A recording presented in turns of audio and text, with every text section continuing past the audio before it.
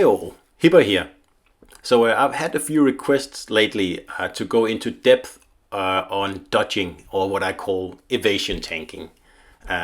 So I'm going to do that in this video here, and first I'll just show you what you need to be able to do it.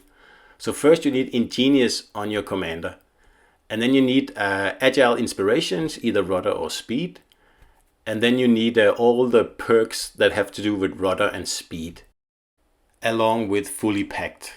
And on your ship you need rudder in slot 2, and you also need rudder in slot 3. And for ships, just keep the turning radius below 800 meters. Below 700 is even better. So that's basically it. Everyone can try an agile cruiser, but of course the higher level commanders you have, the more agile the cruiser.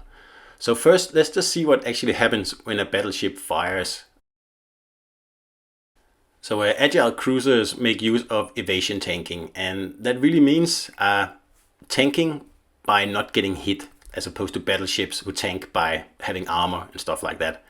So what you have to do is look at the shells as they leave the guns, and of course you have to time this as you zoom in, and that comes with practice. That's all I can say.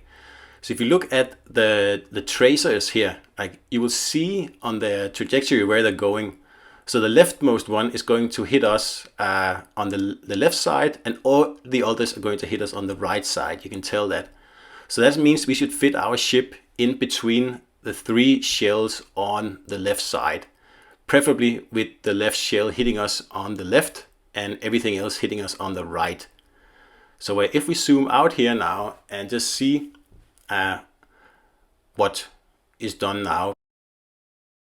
So I know now what dispersion this Colorado had on its shot, and there's nothing more he can do now. It's all up to, well, on his side RNG, and on my side it's up to my rudder. So I'm already maneuvering while I was zooming in, and I am placing my ship where I want it, in between those 3 shells on the left. And as you can see, only 1 shell on the left, and it actually hits us there, but everything else misses on the right. And that was fairly easy to tell from the shells as soon as they left the barrels. And that's really the premise of agile cruisers and evasion tanking, really. You don't avoid salvos as such. You fit in between the individual shells in a salvo, because no ship is fast enough to get out of the way of a salvo from a battleship. That's just not possible.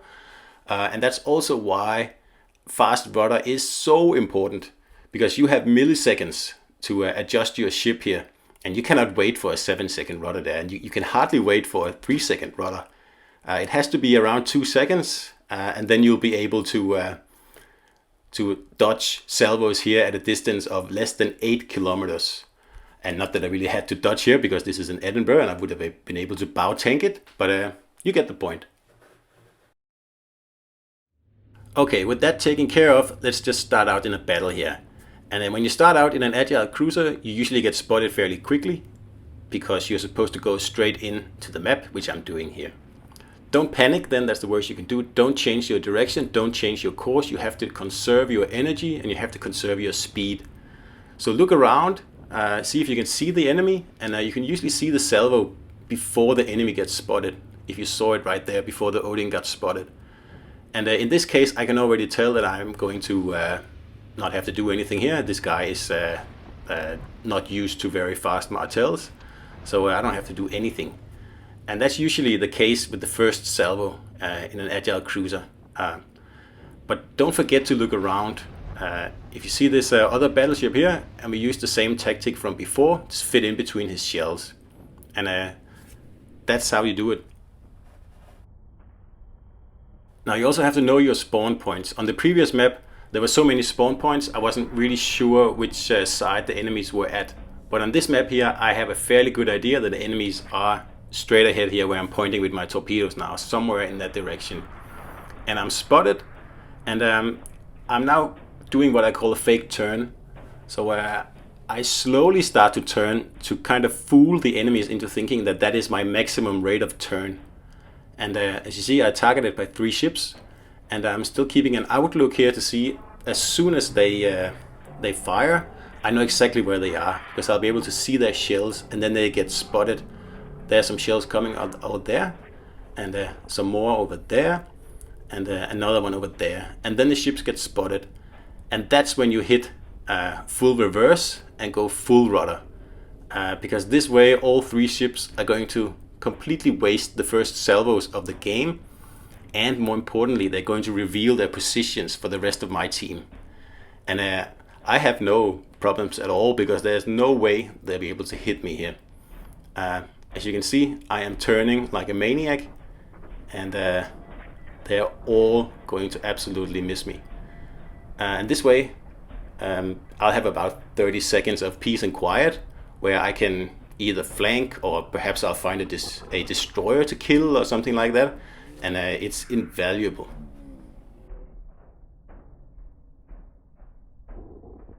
But like I said before, conserve your energy, conserve your speed. If you don't have to slow down, don't do it. And of course, keep an eye out for islands, because a grounded agile cruiser is a dead agile cruiser. So in this case here, for example, I can tell with experience that I can dodge these shells without slowing down. And also Atago is really good at these things here. So this way I'm saving my speed. I'm not slowing down, because speed is really what helps you dodge. And if I have to dodge right after this, which I do because I have to show broadside to get around this island here, I need to conserve as much speed as possible. So never give up speed unless you absolutely have to. It's critical. Then we get to the situations that come with experience that I cannot teach anyone. It's just a matter of fact that when you look at a ship and it fires at you, you will know instantly if the shells are a threat or not. And in this case here, I don't really do anything, because I can tell that they're not going to hit me. They're going to fall short, which they do, except for one. And I cannot explain that. It's just, yeah, you just have to play a lot of agile cruisers to get that sorted. Okay, next up here is always use your ingenious to help you think ahead. Like in this situation here, this Georgia is firing at me. And one, I can tell that this round is not going to hit at all. I can tell that almost immediately, so I don't even change my course. And that's what I said before. One, don't change your course if you don't have to. That's going to cost you speed. And I'm targeted by 2 ships. So I was kind of expecting another salvo of battleship rounds coming from behind the Georgia, and that is exactly what's happening. So now I'm starting to employ my dodging tactics. Had I done that earlier, the other battleship probably had time to adjust his aim and then be able to hit me. So again, don't panic when someone shoots at you. Just keep it cool, and just think ahead and try to do your best. I mean, it comes with experience. Okay, I'm just going to show yet again here that like once you get spotted, don't panic. Don't do anything until you know who's shooting at you and what the dispersion looks like, if you can. Of course, if you're getting targeted by 5 ships, you just have to wing it. It's impossible to zoom in on 5 ships in the time you have to react. So you'll just have to do the best you can. So here we zoom in on the Kurfürst as soon as we see him, and we get a good idea of the dispersion, and we can see that there is an opening on the far right side of the salvo. So that's why I am positioning my ship exactly the way I am now. And at worst, you'll maybe get 1 hit. And if you have a good cruiser with a good like deck armor, usually it doesn't even hurt at all. And that's why I like cruisers with good deck armor. I don't really care about all the other armor. And again, just to underline the importance of this, you have to keep an eye on all salvos, not just the ships that are spotted. You can see I'm targeted by more than 1 ship, and the first salvo here is not a problem. So I'm already looking at the next one. And that's why I'm turning now, because I cannot get out of the actual like way of the salvo. I just have to remove the rear of my ship from the shells here. So that's what I mean by fitting in between the shells in a salvo. And at the same time, I also noticed the salvo coming from the cruiser over there. So that maneuver saved 2 purposes. So I'll just show you one more time here in a different ship in Edinburgh here. And this Yamato here has us lined up for a very nice salvo, but zoom in and do that just about as he's about to fire, and of course you have to count, and you have to know. So we can see by this salvo here that he's going to overshoot me if I slow down. So that's why I'm now slowing down, and I am turning the rudder hard to the left. And I could tell that as soon as the shells came out. And of course, yeah, that takes experience to figure out. But like if you look at the little tail behind the shells, that will tell you most of what you need to know. So I completely missed salvo there, and no damage at all to me. So this approach works up close as well, but up close you don't really have to zoom in. You can tell as soon as the shells leave the barrels anyway. For example, in this Kurfürst here, and I am purposely angled a little bit to bait him to shoot at one side, and then as soon as the shells leave, I use my fast rudder to minimize damage. And I only get one shell hit there, and he's like less than 3 kilometers away from me. I use this tactic a lot in cruisers with very soft noses, like for example Albemarle here, because it's pretty much the same thing. Up close, if you have fast enough rudder and you're keeping a very, very tight eye on the barrels and the shells, you will be able to dodge most of them, even at distances like this. As you can see here, we just dance out of the way of the majority of the shells. Yeah, we get a hit, but it doesn't really matter much. And that Bismarck won't be able to shoot for another 30 seconds, and of course that's too late. I'll just give you a little hint here that I've been using for many years. When you are up close towards battleships and you're facing them and they're going to pretty much citadel you with their next shot, it's a good idea to use your torpedo cam just before they fire, to lift your camera up a little bit so you'll be able to see the trajectory of the shells better. Of course this takes timing, and it's sometimes hard to remember in the heat of the battle, but it helps a lot. And then after the shot is finished, you just go back to the normal camera. Sometimes though you might run into the odd smart player, and they're trying to use your ingenious against you. And you have to keep an eye out for this. And these are mostly very experienced players. And I know for certain one of them is Hustle XZ, because he nearly took me out of the Lenin once when he did this.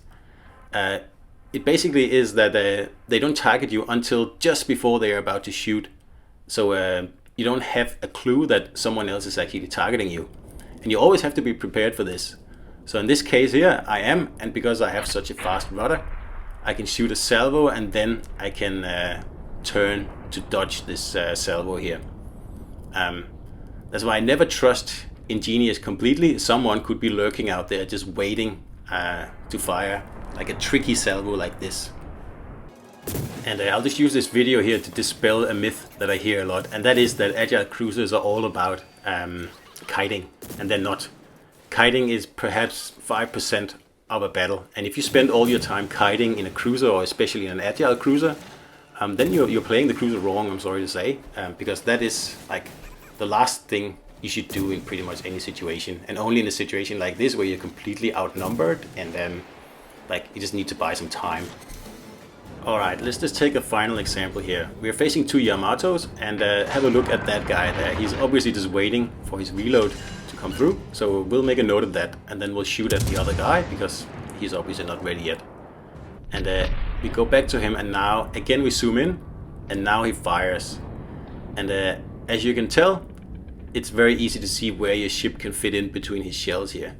So we don't want to be broadside on, obviously, and if you can, like I did there, zoom in while the shells are in flight, so you can double check what you're doing. And as you can see, I've chosen pretty much the same as in the first video clip here, to go all the way on the left and fit in between the shells on that side. And works perfectly. And then already before the water has settled, you are ready to return fire with the fast rudder. And of course, always keep an eye on what other battleships are around, because the other Yamato is still there and he's still targeting us. You can see there's two ships. So always look, always keep an eye out. You cannot just forget about that battleship over there, because if you do, you will be punished. And there was a salvo from him. So and then usually what happens next is that because the first salvo kind of overshot me, The next salvo from the same player is usually a salvo that undershoots. And in this case, we can tell immediately as it leaves the barrels that all we have to do is turn, and we'll be able to evade the whole salvo here. And of course, these things come with experience, like I say, and just play a lot of agile cruisers and you'll figure it out. And don't be disheartened if you get citadeled. That's part of the process. So that was my in-depth look at the evasion tanking, or dodging, whatever you want to call it. I think evasion tanking is a better word for it. That's really what it's all about. And it takes time because it is an art, and it takes a while to get the hang of it, and it takes a long time to perfect it, and it takes a lot of resources for your commanders to be like really, really, really good at it. Unfortunately, that's just the way it is. No cruiser stock build is terribly agile, so you have to invest in your commanders. Alright, so if you have any questions or comments, leave them in the comment section below, and I hope you enjoyed the video, and I'll see you out there.